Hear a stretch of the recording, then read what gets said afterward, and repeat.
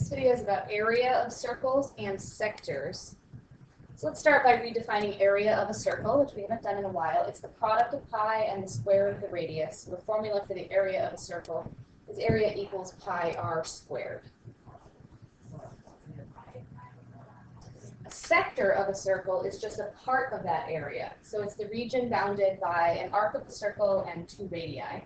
So in this picture, the arc would be AB, the minor arc AB, and then the two radii that go from A to O and B to O. So that region in there that's shaded, that's called a sector. It is, of course, just a fraction of the total area. And we would read it as sector AOB. So we would name it by the endpoints of the arc and the center of the circle in the middle. To calculate the area of a sector, similar to when we did just the length of an arc, you're going to get the whole area of the circle and then multiply it by the ratio of basically the shaded region to the full circle in degrees. So we know an arc can be measured in degrees. So if this was a 120-degree central angle or a 120-degree arc from A to B, that would mean I would get the whole area of this circle and then just multiply it by 120 over 360, or 1/3, because it's just a third of the area. So let's do an example of that. Here we have a circle with radius 15. So in order to get the total area, I'm going to do 15 squared multiplied by pi, right? Pi r squared. 15 squared is 225, and we can just leave it in terms of pi. Units on area are squared units. So that would be the area of the whole circle.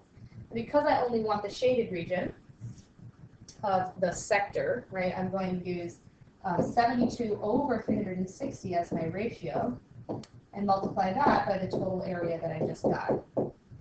So 72 over 360 is going to be the fraction 1 over 5 if you reduce it.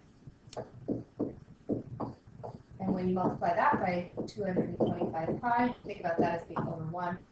We can even cross simplify this thing. So 225 is going to nicely be divided by 5.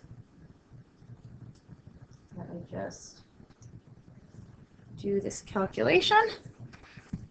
And we'll just leave our final answer for this in terms of pi as well. So this will be 45 and 1. So this ends up just being 45 pi. And the units are, of course, centimeters squared. So that would be the area of the sector here.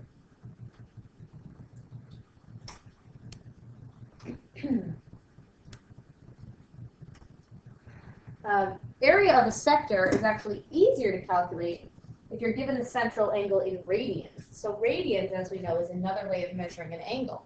So if I have that same AOB, and let's say it's a 120-degree arc, but instead of giving it to you in 120 degrees, it's given to you in radians. So 120 degrees in radians, if you remember, is just if you multiply by pi over 180, that's the same as saying 2 pi over 3.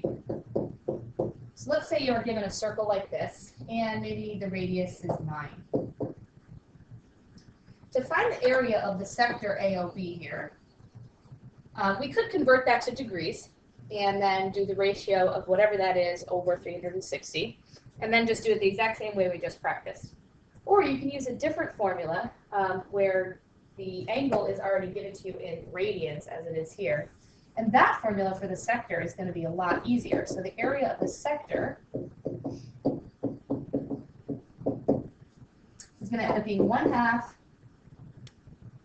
times the radius squared times theta, when theta is measured in radians.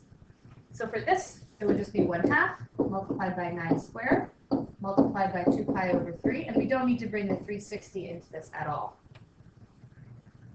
And then, of course, we're just going to simplify this, whatever it takes to simplify this thing. Let's see, we have a 1/2, we multiply by an 81, and we have a 2/3. See if I have any simplifying I can do here. These 2's will cancel out. 81 divided by 3, that's 27. And so this ends up just being 27 pi, and the units would be centimeters squared.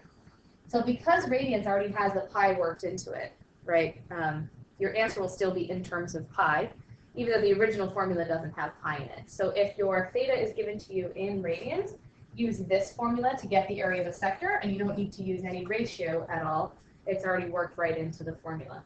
if the angle is given to you in degrees, then you might as well get the area of the whole circle and just multiply it by the ratio of the degrees over 360. Here's an example, practical example, right, a word problem. Find the area of this field. This is a baseball field of sorts. We're going to find the length of the outfield fence. And so that's actually finding two different things here. Find area of the field would be area of a sector. The length of the outfield fence is going to be the length of an arc. So this is a good slide to sort of put together a couple of things that we've learned. And it's asking us to round our answers. So that means instead of leaving it in terms of pi here, we'll actually use a calculator at the end and put our pi button to use. So for the area of the sector, it's giving me 90 degrees as the central angle. I don't know if you can see that, but it looks like a 90-degree angle here. So we basically have a quarter of a circle. So the circle would be this. And we don't really need to worry about the whole circle because we're just concerned about this sector and this arc that we have. So for the area of the sector, since it's given in degrees, we might as well just get the area of the whole circle and then multiply it by 90 over 360, which is, of course, the fraction 1/4. So the area of the whole circle would be the pi times the radius squared. Pi times 180 is the radius. And then I need to multiply it by 1/4, which is the fraction 90 over 360. I'm going to use a calculator, and I'm going to use my pi button because it does want me to round this answer. And it's going to be pretty big. So we have 180 squared. We're going to multiply it by pi. I use the pi button. And we'll divide it by 4. Or multiply it by 1/4. That's the same thing. And I get the area of the sector. And it rounds me around to the nearest 0.01. Well, my calculator is set to round it to the nearest tenth, unfortunately.